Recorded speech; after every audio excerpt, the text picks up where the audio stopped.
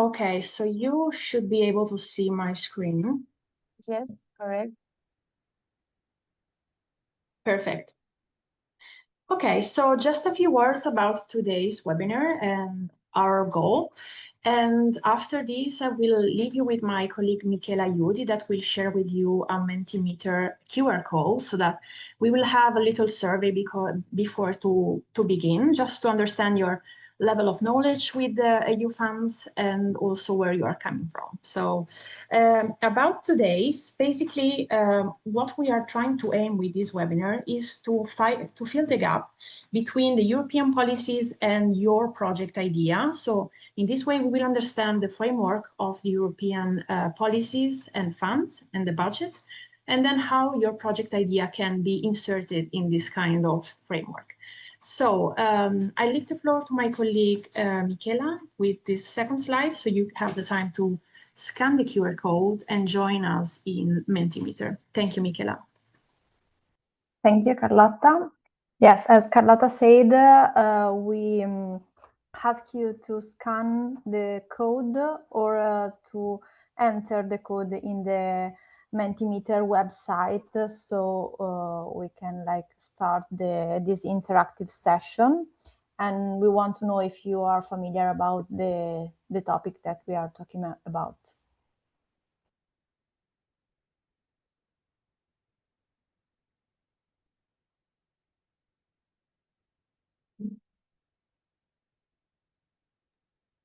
So I will leave you a minute to scan the code and then I will switch the presentation.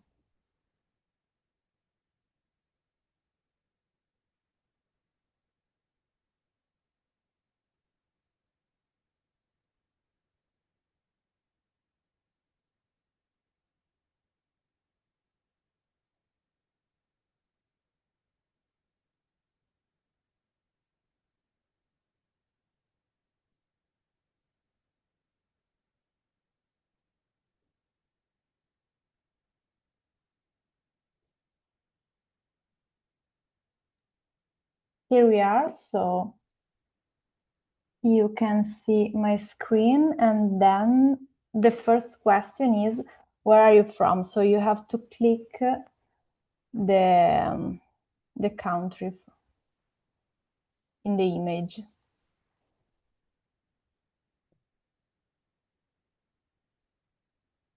So I can see that there are a lot of SMEs from Italy, someone from Spain,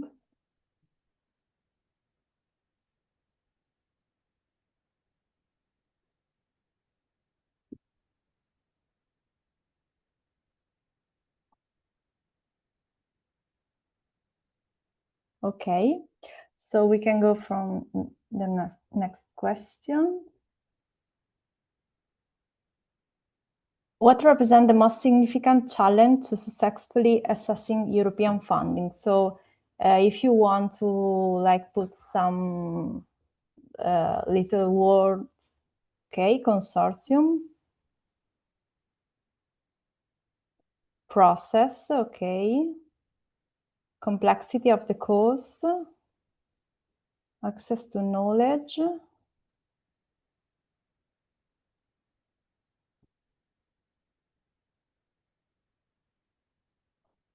so I can see that the consortium and the partners are the most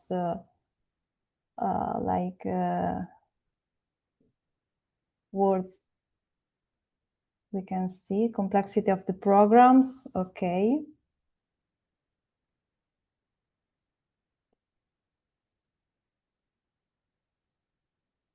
Quality project and contact, okay. So I think that there are a lot of common challenges about our auditors. Okay, so the next one is, has your organization previously secured or participated in a project funded by EU grants?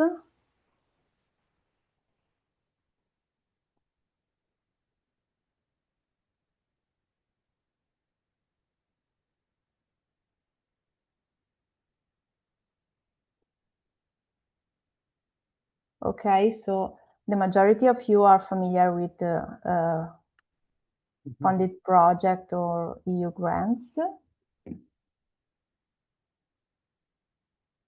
And then the last one, how does your organization currently manage or plan to manage the submission of funding applications? If you are planned to externalize the managing of the project funding, or internalize, so acquire the knowledge.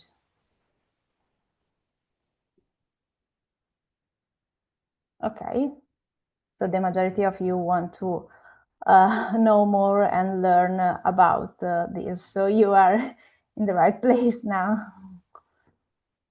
So thank you for this session, and I will leave the floor again to Carlotta.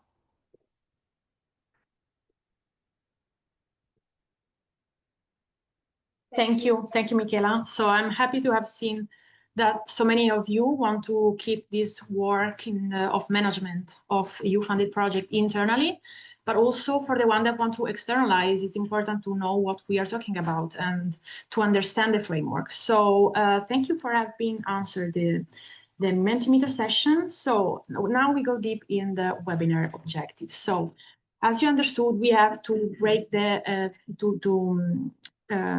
to actually understand the gap between the policies of European frameworks and your project proposal. So what is important now is to understand this in the perspective of the cultural heritage value chain, because we are working in CR.EU.IN heritage Eurocluster in this value chain, that is the cultural heritage. And it's difficult sometimes to understand where to find this kind of information, which kind of program and calls are funding this type of value chain from the European Commission funds and all the different funds that are around, and how to navigate the documentation of each kind of program, and to understand what are the eligibility criteria and to master the fundamental rules of the game. So the webinar will have these following modules or chapters, we can call them. So in the first one, we are going to see and we are going to understand better how the policies and the framework of the budget of the Commission is divided and how it works. And understanding the framework is important to see where the code you are applying is in. So to understand what are the objectives behind, what are the budget that the Commission intends to give to this kind of framework. The second module is instead more about what are the major programs that the European Commission is funding for the culture and creativity and the cultural heritage. So we're going to see 3 examples that are the Creative Europe program, the Horizon program, and the Interreg program that are all of them are kind of supporting the cultural heritage as well. So we are going to see them in details with some examples. In module 3, we're going to instead go deep diving in live portal exploration. So I have 3 portals that I suggest you to look at to search for funds for cultural heritage. The first one is the main one for the European Commission, and we will see also other 2. So I'm going to browse live so that you can follow me in the search during live in the portal. Module 4 is instead dedicated for technical requirements and the rule of the game to build a proposal. So we're going to see some details and some topic to be careful about. And finally, we're going to have some Q&A at the end. So I remember you, if you have any question, please write them in the chat so that then we can see them and go through at the end of my presentation. And thank you for listening. So before to start module 1, just a few terminology alignment, because as you know, each of us could be from different backgrounds. It is important to understand the wording that I'm going to use.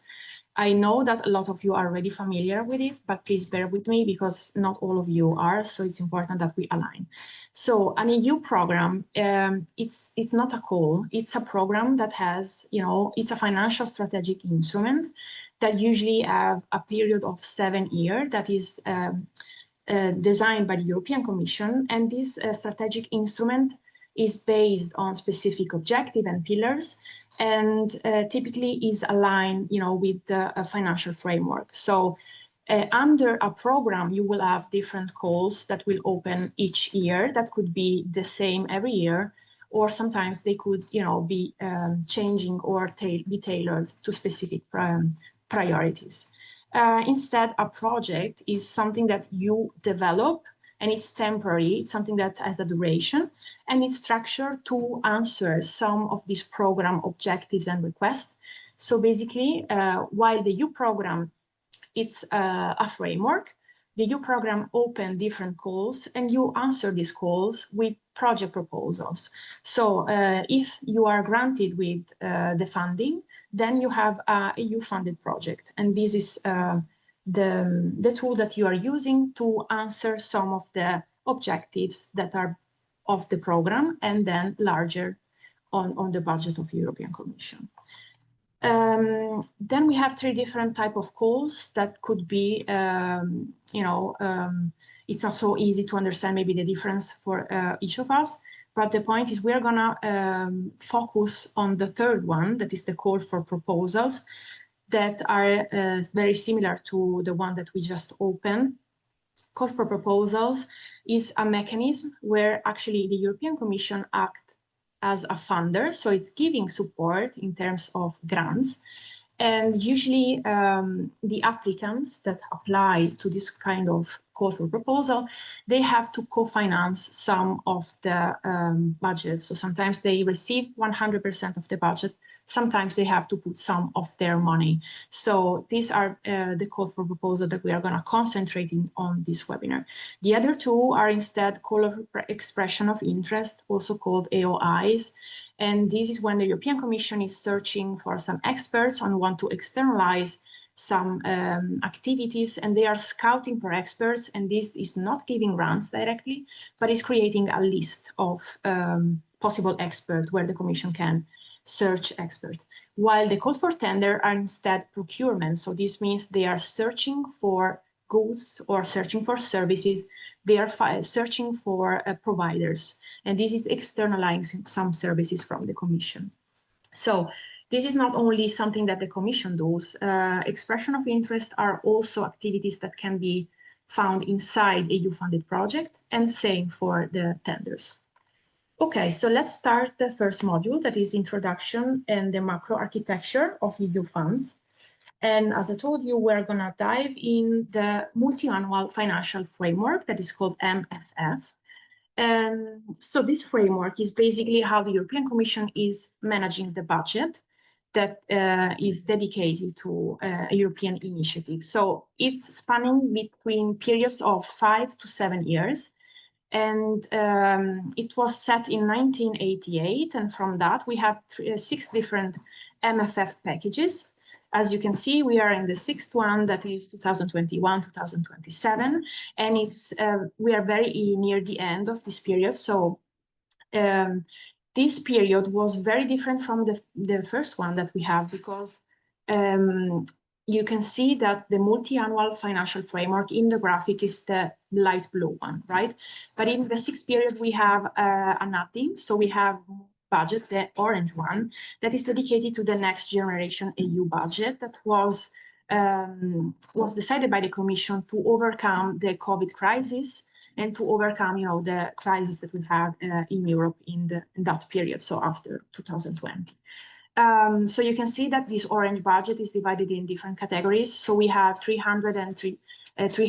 around 300 billions that are dedicated to grants. So grants is direct funding, while other 300 around is dedicated to loans. So these are support with bank instruments. And finally, the next generation EU, we have around 800 billions that are instead dedicated to reinforcing the programs that are already there, like Horizon or other program that the Commission is implementing. The next period will be 2028, 2034. So basically that is the next 7-year period that the Commission is creating the new multi-annual financial framework of 7 years. And that is how they want to structure the new 7 years. So basically, We will have a national and regional partnership plan that is the major half of this budget, that is divided in 16 programs of fundings and has basically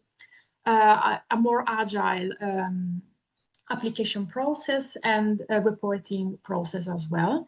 And it's 44% of the 2 trillion budget. Then we have the European Competitiveness Funds, that is the yellow one. And inside this range, there are programs like Horizon Europe and other that support the competitiveness. Then we have the Erasmus and Agora.EU, that is the one, Agora.EU is the one dedicated to culture, is the new one. And it's the 2% of the total budget. And as you can see, we have other slices of the budget, but since today our focus is on culture, we're gonna see in detail later what is Agora.EU. That is the new program that is merging Erasmus, CERV, and Creative Europe. So the new multi-financial framework, basically why it's good for us, because it has 5/6 some, frameworks that support its agile, management. So the first thing is that some concepts are being harmonized between all the programs. So basically, before we have fragmentation between all the programs, and right now some topics like do not significant harm or the environmental concept or gender equality, these concepts are being aligned with all the frameworks. So these are common to all the programs, and this is simplifying.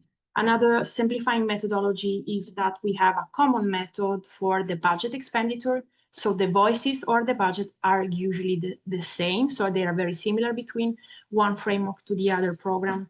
And this is supporting the applicants to understand how the budget should work. Then we have a common list of key performance indicator, we call them KPI, and they were so many in the past, different from each program, but now we have 900 that are similar and then the same to all the programs, and it's supporting the applicant to understand the mechanism. Then we have a single report performance. This means that from 32 programs specific reporting requirements, we are now have a specific single performance report. So you know how to report in an easier way your program activities and expenditures. Then we have one single getaway portal, that is the funding and tender portal that we are going to see later. The funding and tender portal is aggregating these programs that there were in the past in a single platform, and it's easier for you to find the open calls, to understand the rules, and to understand the topics that are supported. Continuing, we have different levels of this budget management. So, you know, there are some programs that act on European level. So we call them European programs and European projects if they are funded. So this means we have higher standards. So there are highly innovative, highly prestige, and cross-border competitive.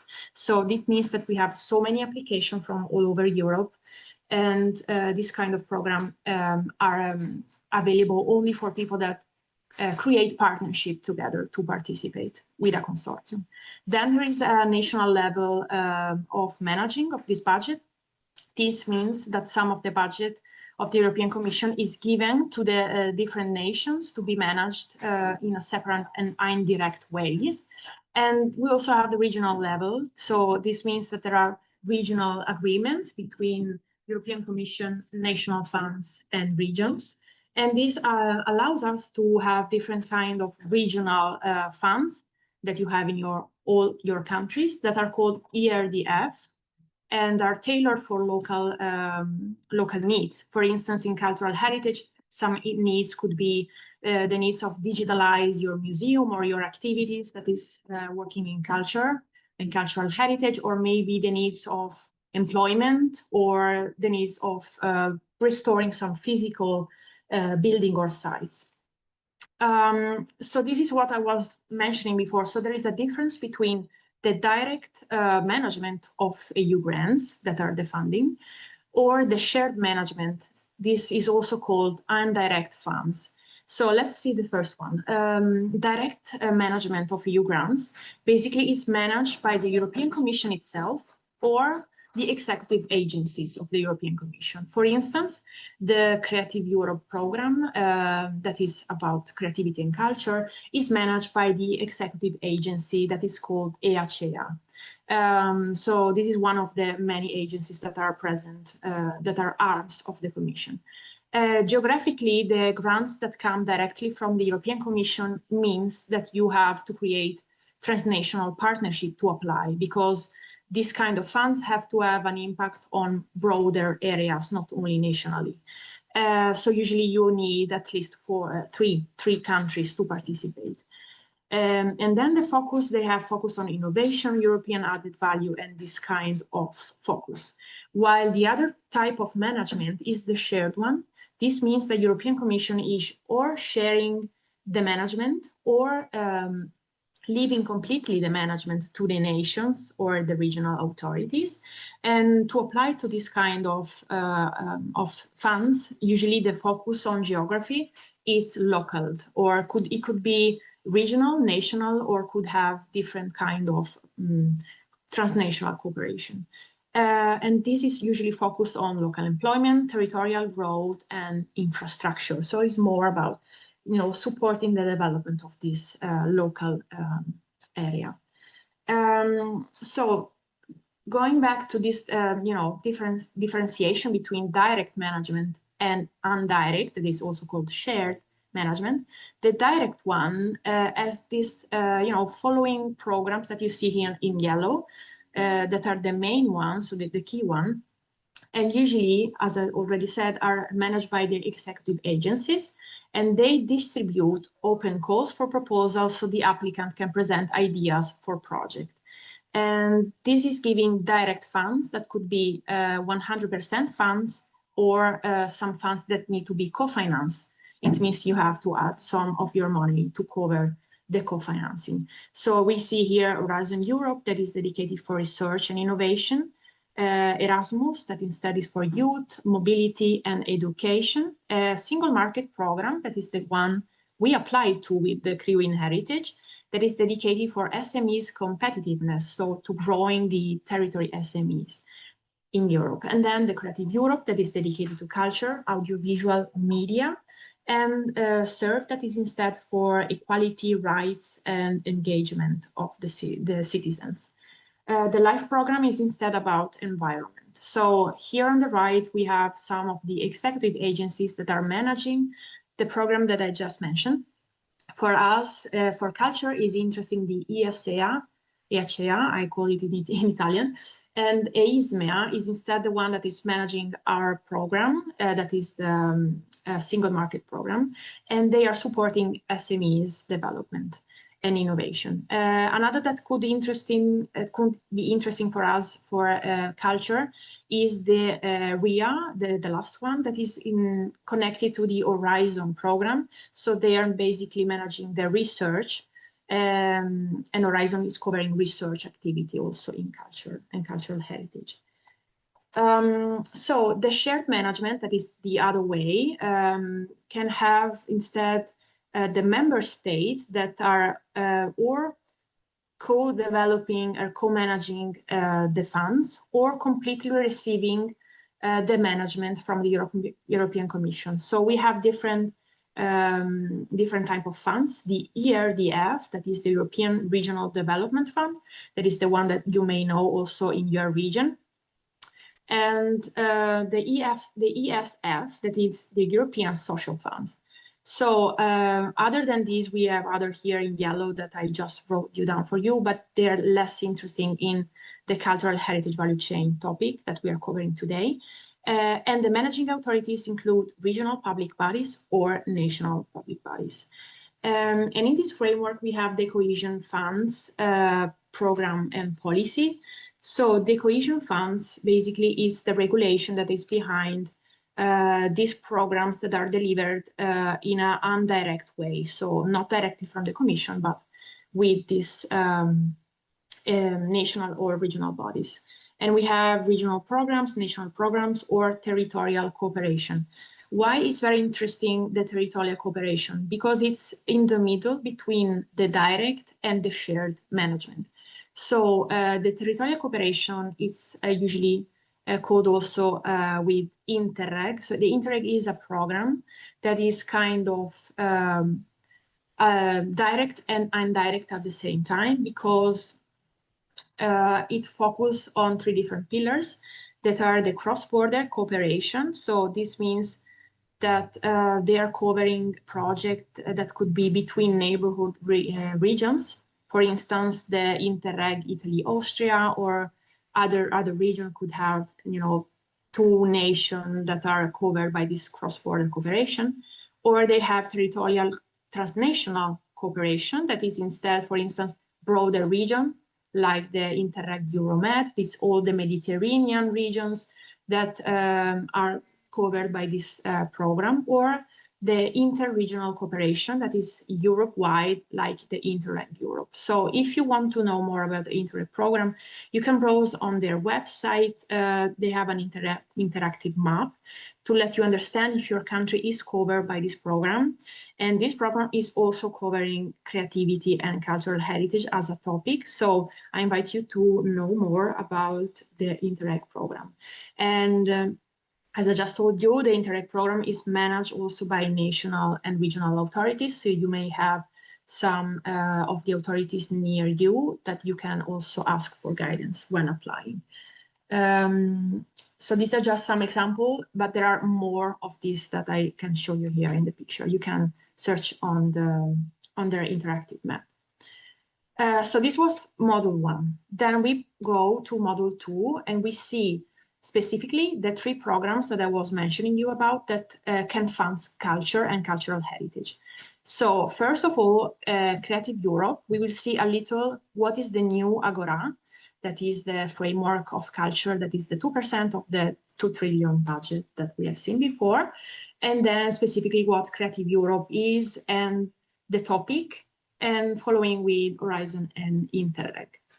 So Agora.EU is the new program that is merging Erasmus program, Creative Europe program, and SERV, that is Democracy, Citizen and Equality, Rights and Value. So these 3 programs were very different in the previous framework, and now they have merged them to have a different approach on these 3 programs. So basically what is new? They want to promote cultural and linguistic diversity and the cultural heritage, so it's very specific. So diversity in different countries as a heritage is very important if it's shared, but it's very different because we are keeping our history and our cultural diversity. They want to protect artistic and media freedom. They want to support diversity and competitiveness of the audiovisual sector. So the audiovisual sector has a major importance in the Creative Europe media. Then they want to foster a free and diverse information space. So it's important also to find culture in information and to give the voice the right to be heard in the democracy and citizen equality. They want to protect and promote equality, citizenship, and rights and value, and they want to support civil society and participation in democracy. So why is important the Agora program? So the budget is 9 billion. As we have seen, that is the 2% of the total MFF program.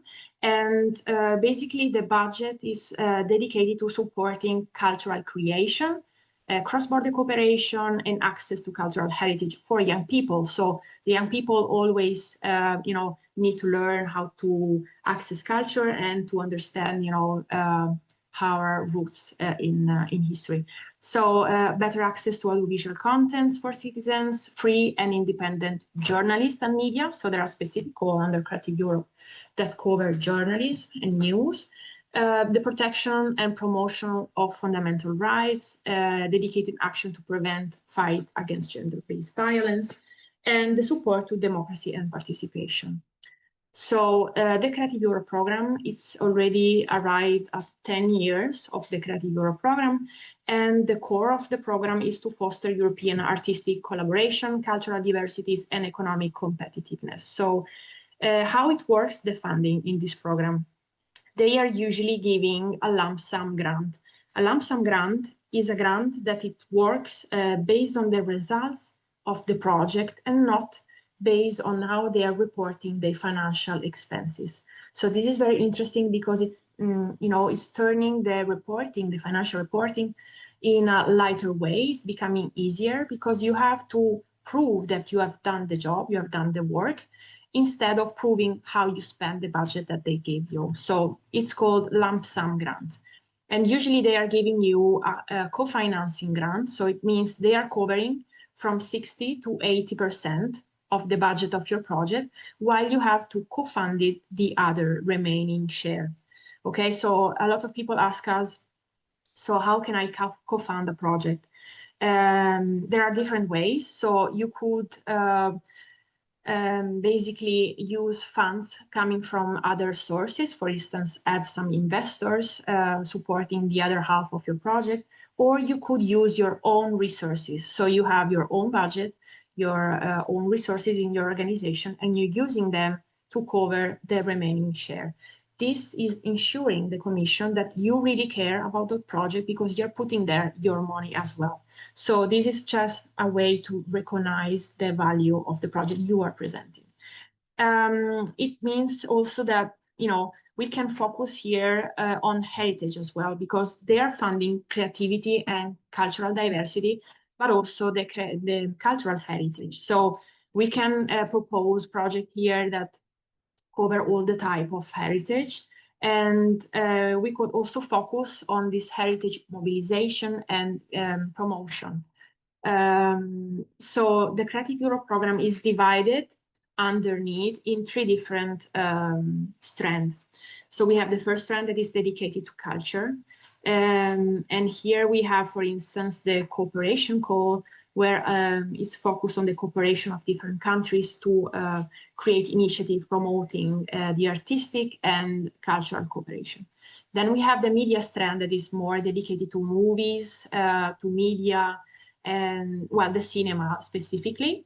And then we have the cross-sectorial strand that instead are different calls that could be dedicated on different topics, for instance, literature or innovation or audiovisual as well. So these are the 3 main strands of the the Creative Europe program. We have here an example of a project that Venetian Cluster, that is the organization I work for, have implemented under the Creative Europe program that is related to cultural heritage and could help you understand what can be funded under this call. So this project is called Tomato, and is a project dedicated to youth specifically, but it's involving museums. And these museums wanted to go out the institutional space because it was written during the COVID period. They wanted to exit museum space to reach new audiences, especially the youngsters. And this way they wanted to deliver the museum contents outside the museum. So we decided to apply to this call, the Creative Europe cooperation project that is called CREA-CULT 2021 COP. That is the code of the call. That is the cooperation to have different countries cooperating to reach the result that we wanted. That was having a circulation of work from the museums in all Europe and bringing innovation to this type of fruition of cultural heritage. So what we did was that we created, we can call a product that is a box. And this box is dedicated to museum contents and should be used by children, their families, and children at schools. So our target was specifically young. So we wanted to create and open the project to new audiences, in this case, the youngsters, their family, and the educational world as well. And we wanted to create this project to have more social inclusion as possible. So all the materials for this box were created using environmental careful materials and all this kind of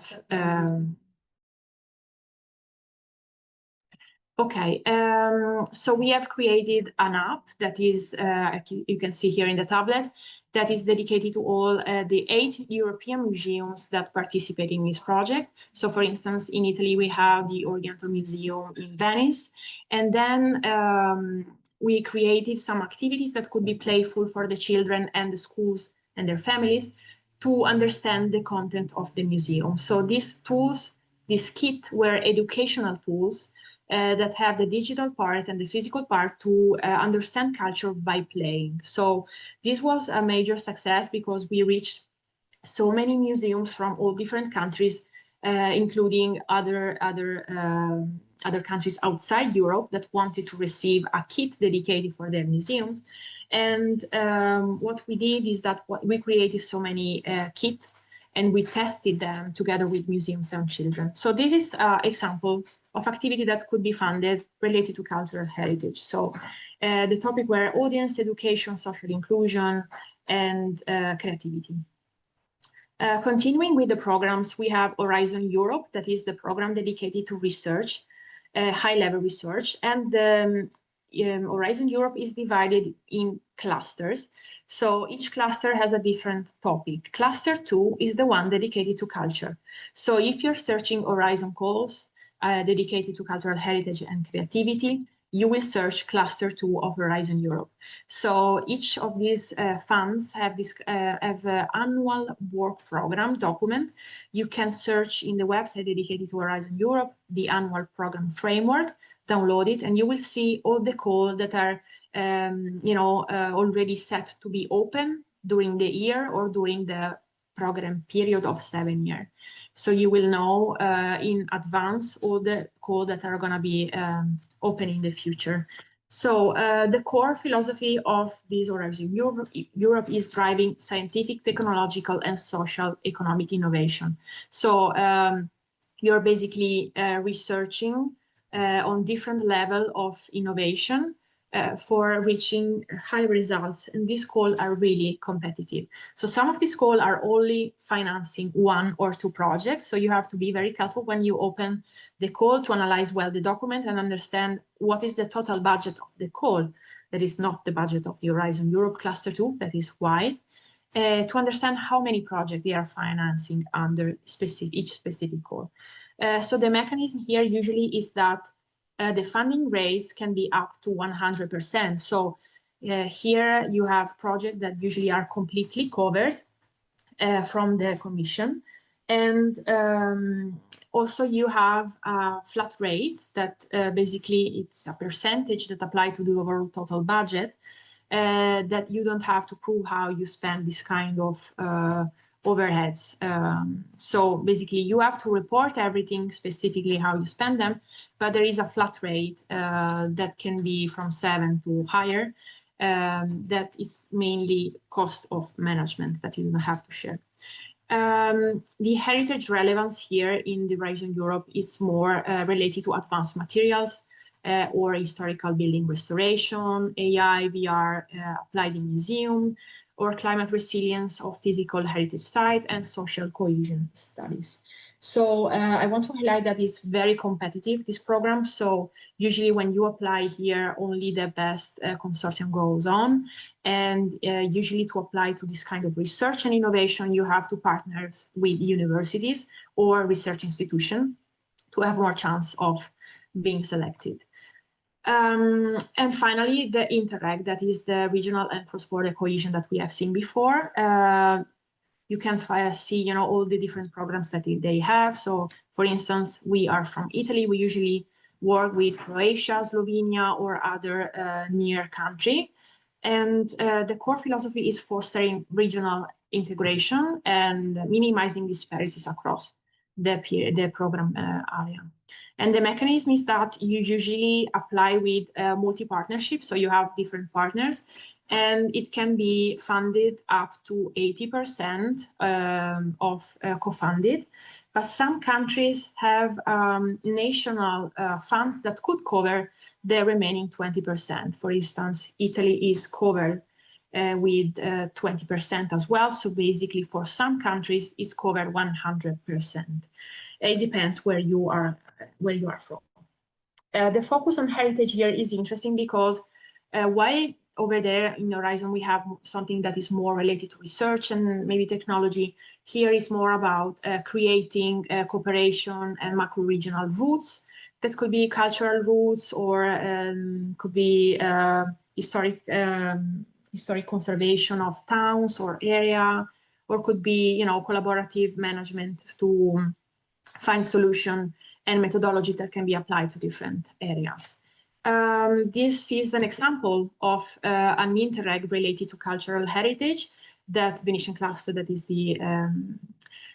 the organization I work for, has implemented recently. It's called Recap MCV, and this project finished this September, and it was dedicated to immersive room and other tools to promote better the cultural heritage in Italy and Slovenia. So basically, we focused on how digitalize the cultural heritage, or how to support villas and castles in presenting and promoting their heritage.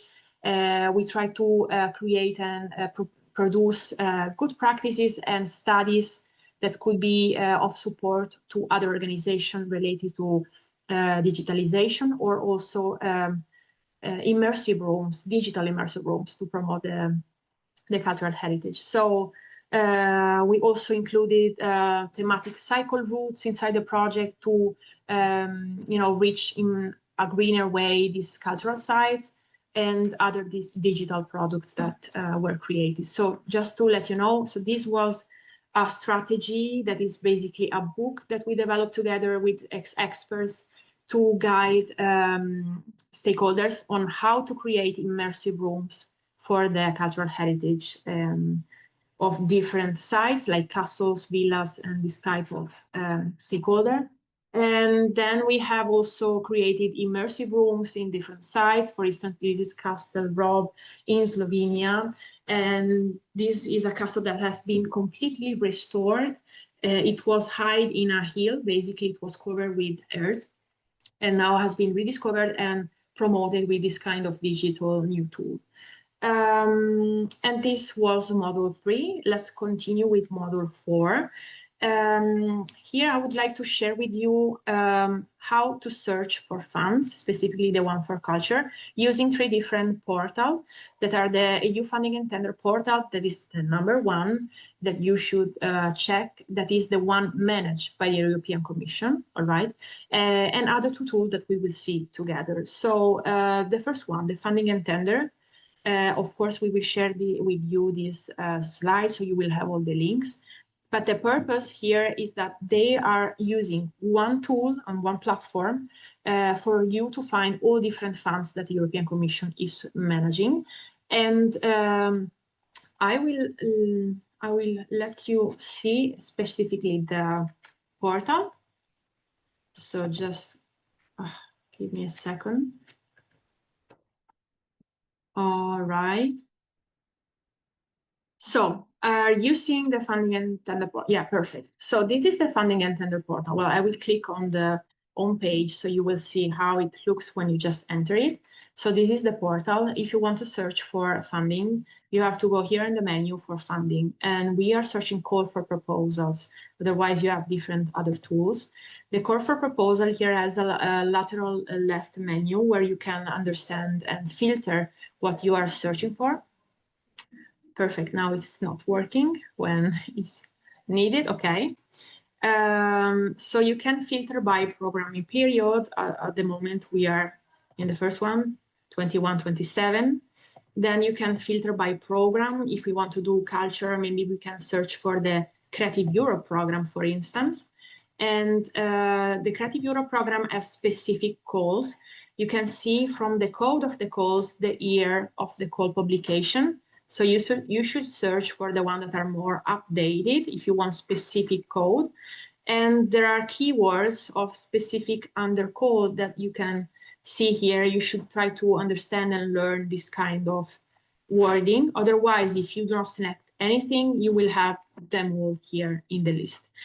The submission status is important because you may want to see only what is forthcoming, so the one that will come in the future, but they already have planned them. So to be more prepared, to have more time to prepare, or maybe only the one that are already open for submission. In this case, there are 4, we could see them. And you can also select only the closed one if you want to see what was there in the past. So at the moment, we have these 4 calls that are open. You can see here very briefly the opening date and the deadline date. So here is telling you that this is a single stage call. This means that you are applying only one time. There are also other type of funds that have two step stages. So it means that you have maybe a lighter application at the beginning and then a heavier one in the second step, as the call that we have here in CR..UN Heritage that you apply to. So these are the specific. If you click on a specific open call, then you will have the same information here, and you will have to search for the call for proposal. So here you can see the call document. So this is just a summary. And then click on call document, you will have all the document of the call. Then you can see where you can find the specific information, or in the document of the call, basically. And you will have other information like, for instance, application templates, or this is the MGA, that is the manual, and it's very useful. That is more information about the call and the program, and is giving you information about the contract that you will sign if you are selected later on, and this kind of information about the budget, what is eligible and what is not. If you're searching for the annual work program of all Creative Europe, you will find it here in all the calls. Then you have an overview about the budget, and you can search for partners. For instance, here you can see there are 28 publication people that are searching for partners, or they are offering themselves to be partner. If you sign in the portal, you will have the button possibility to post yourself your offer if you are searching for partners. Since I see that searching for partners is one of the major concerns that you have at the beginning, this could be interesting for you. So you have to sign in the portal, register your organization, and then you will be able to post and search for partners here in this section of each of the calls. So if you post here, it's not useful for the other calls. You have to post in each call you're interested in. If you want to start the submission of the project, you click on the button, and here you have all the questions, frequently asked questions that the Commission is answering for this specific call. If you need support, you have at the end. So going back, I wanted to show you also another thing. So if you want to unselect here, it's possible. So there is another possibility of search, and is usually, well, maybe I have to refresh it to see, is to find open calls like the CR..UN Heritage one. So CR..UN Heritage is a funded project. This means that there is behind a consortium. A consortium and a funded project, they can open calls, but they are not directly managed by the Commission. They are directly managed by the consortium. So you can search for cascade project open call. We call them cascade funding. So this means we are giving as a cascade funding to the SMEs. So you usually you have to click on all filters, and it's open here on the right, another menu. And if you click call for funding in cascade, this means they are issued by funded project, and you view results, you will see, these are all European projects under what specific program that are giving funds as cascade funding. So you will see there are a lot of them. So as CR..UN Heritage, you can find other here. You cannot find them like filtering by topic, I think, but the point is at least you know the difference. And this is how you use the EU funding and tender portal. So we have another tool that is called So You Need Money. So this tool is created by Creative.UN. Creative.UN is an initiative that is receiving direct funds from the European Commission to support the applicant understanding the funds for culture and cultural heritage. So this tool is, I think, super user-friendly, and is using also iconas to support you understand what type of funding they are. And there is a menu here that you can filter and it supports you understand the right funds for you. So basically, you can start on why do you need the money. So you have to flag some of these options that reflect why you need the money, so that the filter support you understanding the right tool for you. Otherwise, they're asking who you are, so that it's easier because, you know, sometimes eligibility, it's not very well explained in the call, so you don't know if you are maybe a self-employed person. There are some budgets and some funds that you cannot apply to. So here it's supporting you, just giving this kind of tips. Or maybe you need, you know, which life cycle phases are you in? So you have a startup, or you maybe are a growing organization, or maybe you are established in a specific organization. So Caterina, am I on time, or am I maybe not? Yes, you are, of course, but we could also allow some time for questions if we have any, of course. Okay, so I will go very briefly because I still have one module. So I will close this.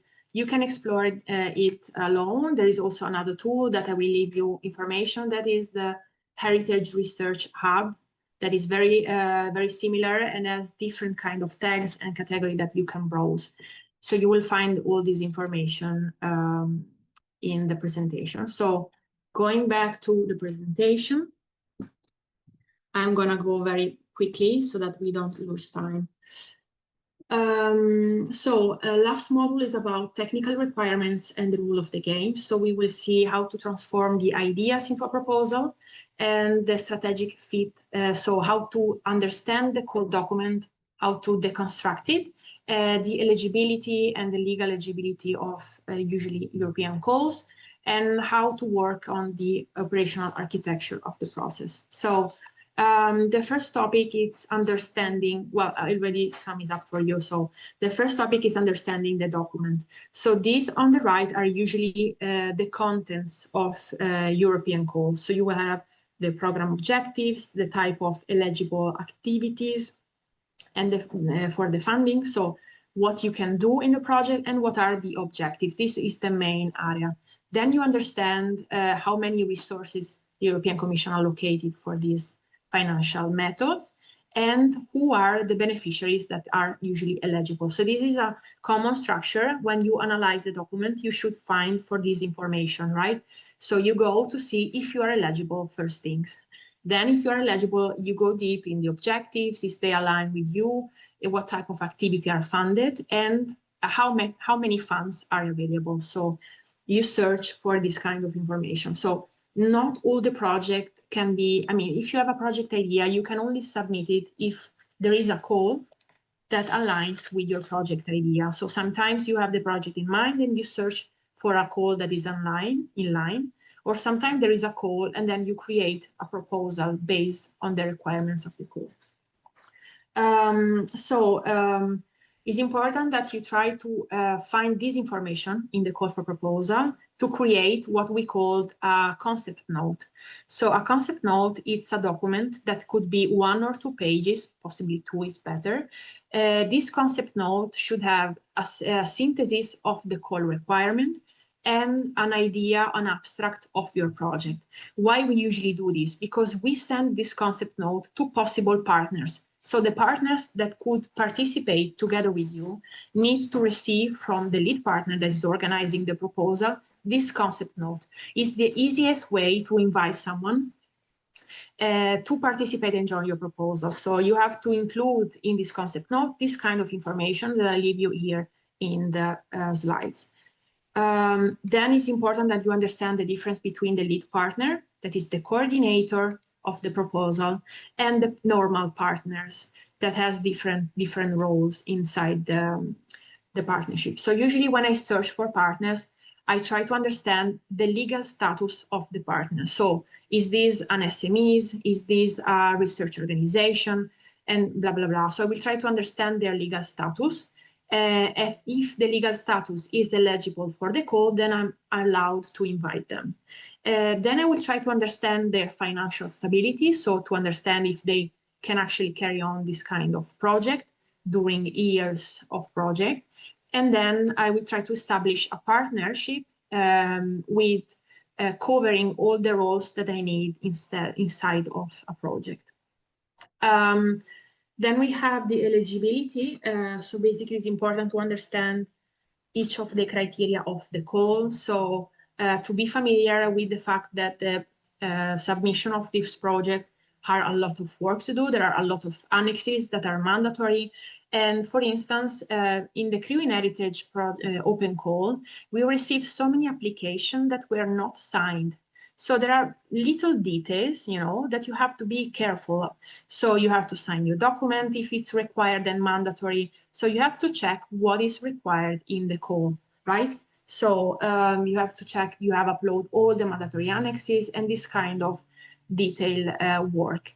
Then you have to remember also that in the process of building the proposal, you have to remember that you have to try to reduce the cost of activities because you are doing it in a partnership, and each country have different costs for these activities, because when you are scheduling a budget, you cannot have, you know, equal portion for all the of all the partners, but you have to analyze based on the activity they are doing and the cost of this activity in that country, how much the budget could be. That could be, you know, variate between the partners. Usually the lead partners that has the heavy management of reporting is the one that has, you know, more budget than the other partners. It also is important to create a partnership that has different roles that cover all the topic of your project, and to promote the fact that you are also able to learn something during your project implementation. So to create a learning environment and promote the skills that you may acquire during the project. So I'm kind of finished because I just have this last slide, so I can open a question. What to be aware of, and also to make, you know, to make peace with it. So when you apply to a project that is European level, usually there is so much time between your application and the evaluation period of the European Commission. So sometimes it can be 6 months or over 1 year of time that you are waiting for the results.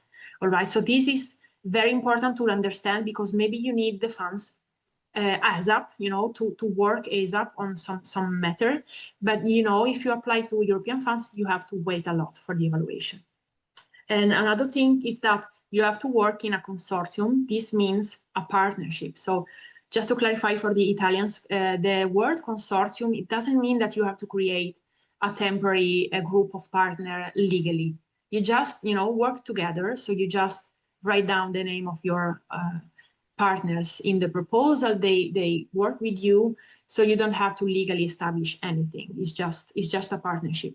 But working in a consortium can be very difficult. So there is cultural differences, and it's important to know how to manage everything. And also intellectual property should be discussed during project design, because maybe you're working together with others on something that is new, something that will be owned by someone. So since all the partners results as owners of what is produced in the project funded by European Commission, usually, it's important that you discuss this and you take the right agreement before to submit your proposal.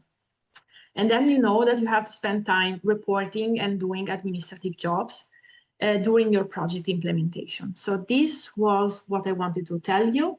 And now we can have an interactive Q&A. If you have any question, maybe I ask the support of my colleague Michela if there are some questions that I could answer, or some question for Caterina that maybe are related for the capacity building program. Yes, Sorry, thank you, Carlota, for this very, very interesting presentation. I think we have some questions in the chat, so I'm gonna let you answer them, and then I can say a few things about the program. Okay, thank you, Caterina.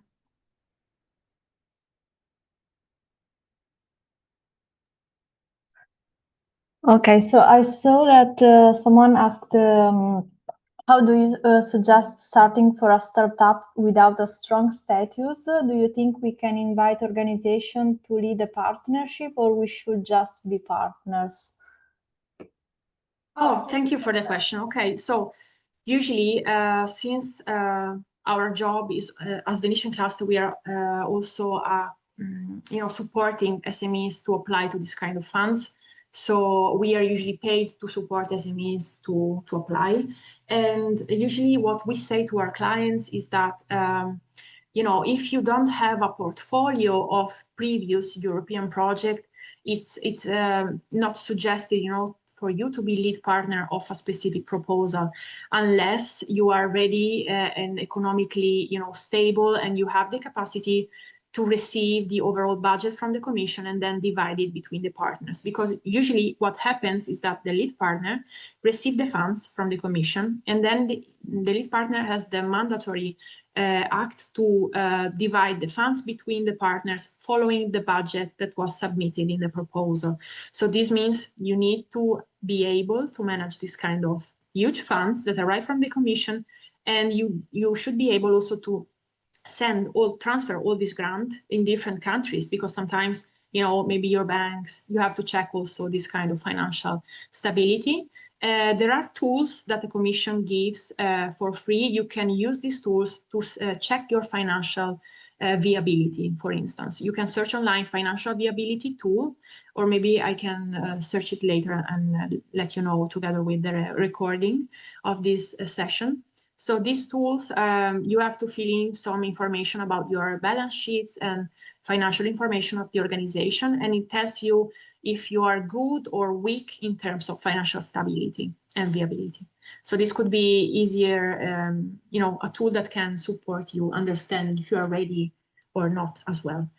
And regarding the startup status, there are specific programs that could be more centered for a startup rather than other type of legal status in this case. So maybe you can start with something specifically for startups, and then when you create your portfolio, you can go up to difficult funds. I hope I answered you. Yeah, then I see that someone asks us if there are some funding programs that can financing marketing. Okay, it depends, because it depends on the program. So sometimes if a program is specifically, for instance, on research, then they are only financing research. So the marketing sometimes, it's something that you're using to promote your products after the project implementation. So you have to be careful here.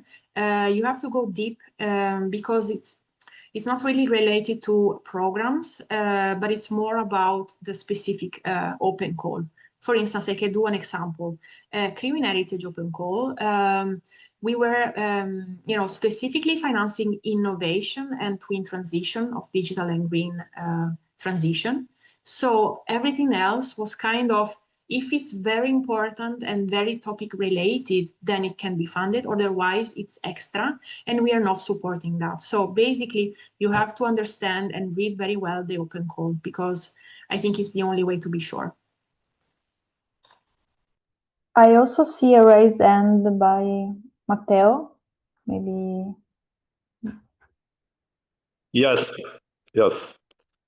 Good morning. This is Matteo from Palermo.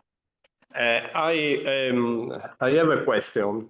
We have made a lot of work in cultural heritage using next generation youth in Sicily, internal areas, on the call which was dedicated from our national fund to cultural heritage.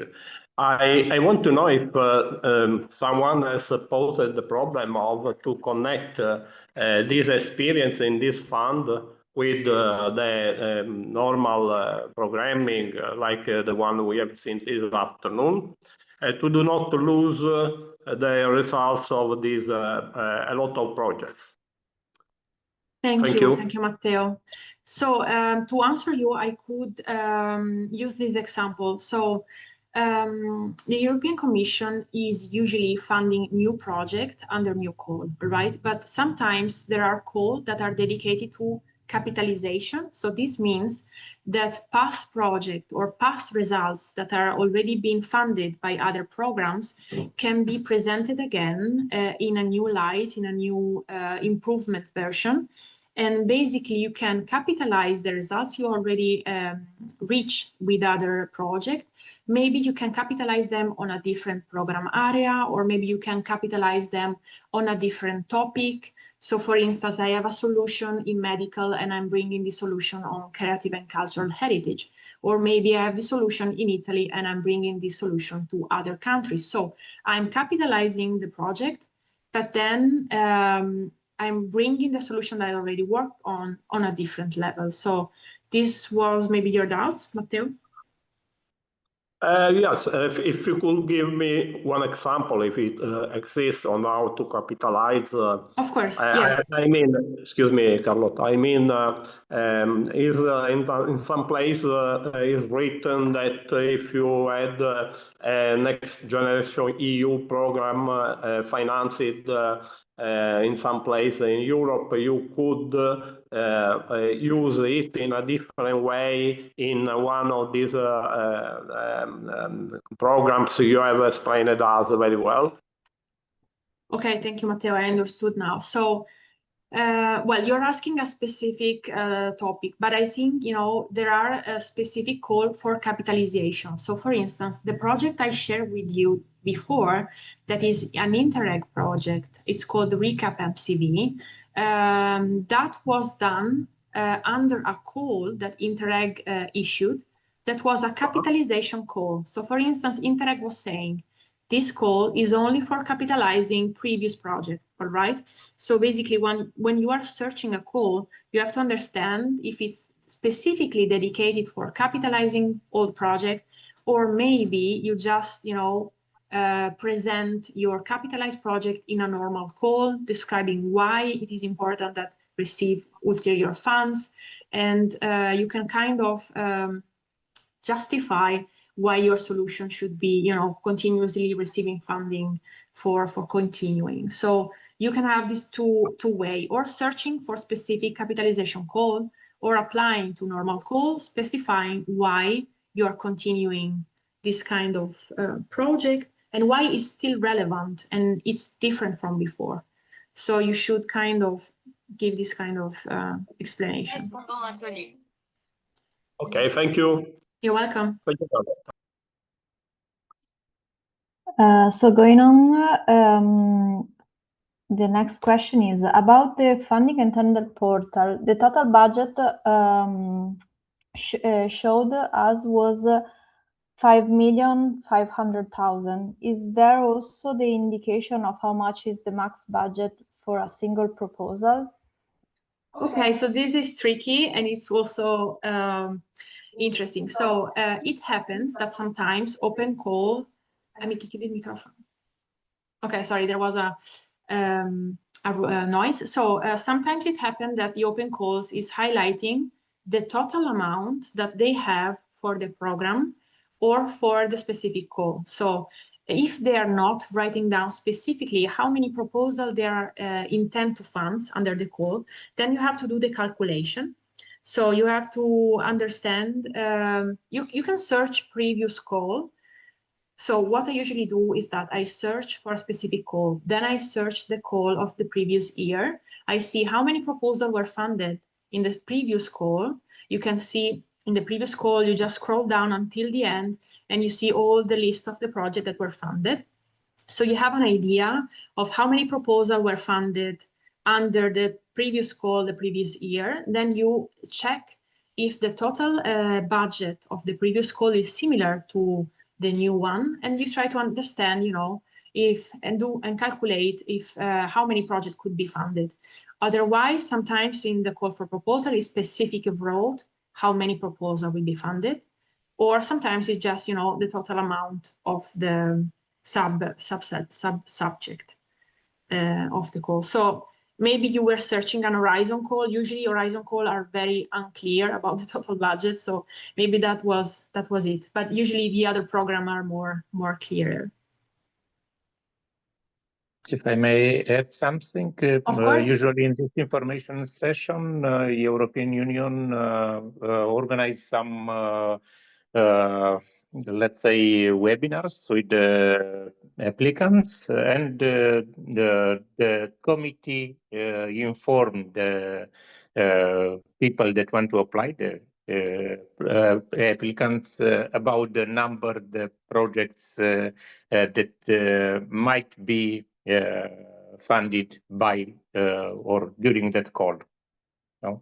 Yes, thank you. Of course. Yeah. Well, yeah, they do info days, so you can check out the information of these info days. But of course, you also have the tool of the frequently asked question. If you have anything that is not clear, you can send a question as it's instructed in the call, and you will receive answer from the Commission in due time.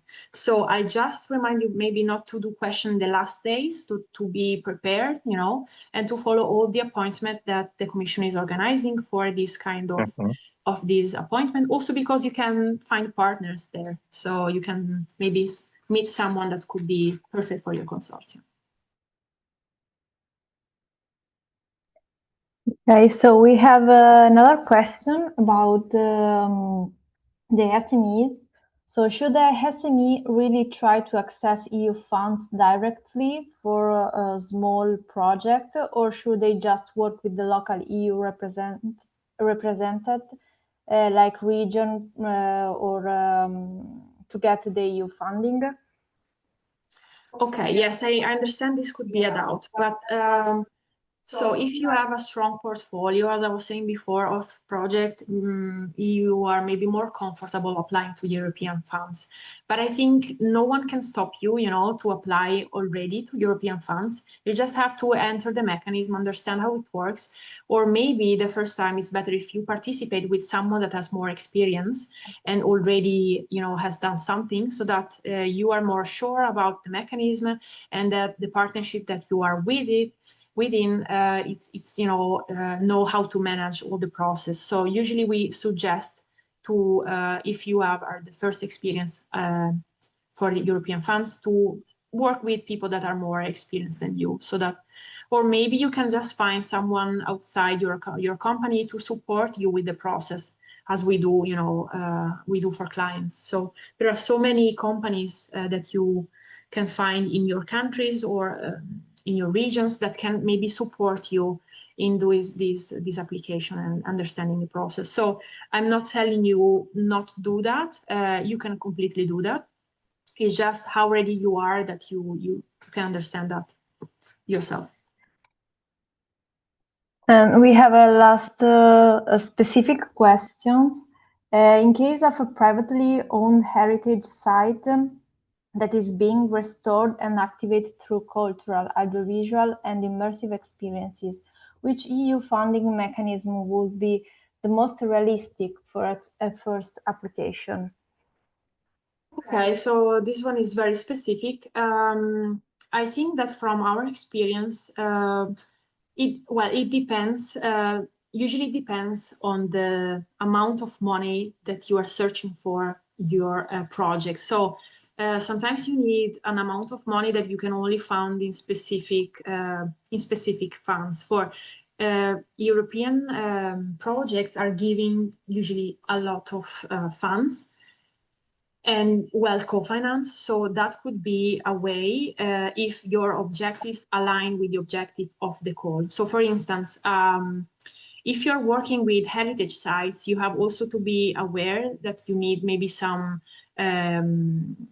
you know, good to go from the Ministry of Culture. So you need maybe some permits, and it could be that, you know, asking these permits need a lot of time. So you have also to consider timing when you have to select the funds. So I think both European, national and regional are good for this case. So I'm not saying specifically, you know, one of these three, because they are all good, but it changes in terms of money and in terms of also permits, because sometimes when you are applying to regional funds, it could be that maybe they are more complicated in terms of bureaucracy and rules.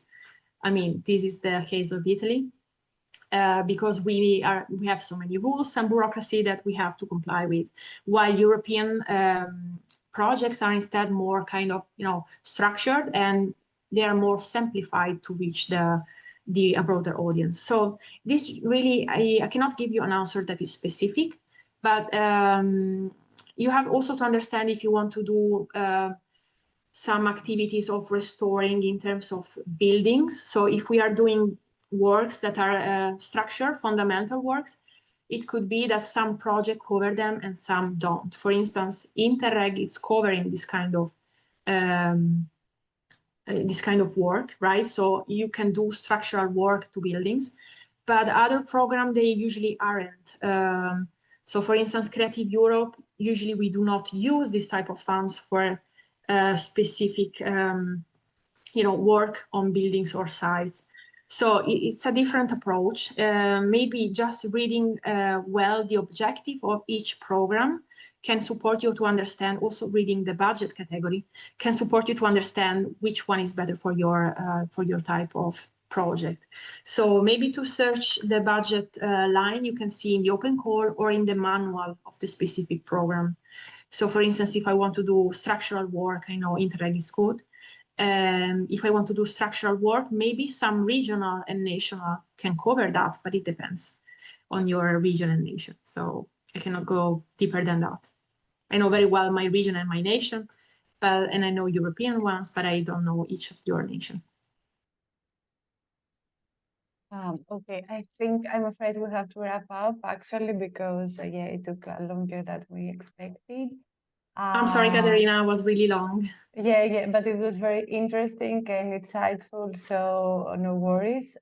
So if you have more questions, please email us. And I don't know, Carlota, if you'd like to share your LinkedIn account or an email in order to reach you and ask you more questions.